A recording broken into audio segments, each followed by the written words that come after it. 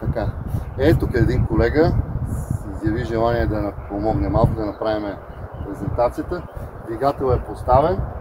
Сега го синхронизираме. Ето ще покажем как завива надясно.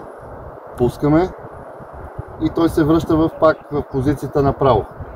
Натискаме наляво, пускаме и двигателчето се позиционира да си върви направо. Това позволява да правите бързи завои, да може да бъдете абсолютно маневрени и никакви проблеми с скоростта, прави ги на скорост.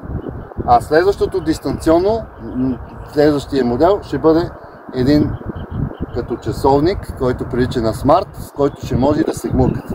Тук съм го поставил в кейсче, така беше по-стария модел, за да не се намокри, който двигател става и за падълбордове, за такива също каяци и за още доста други интересни плавателни съдове, които ще имаме целта да ви представим по-натам.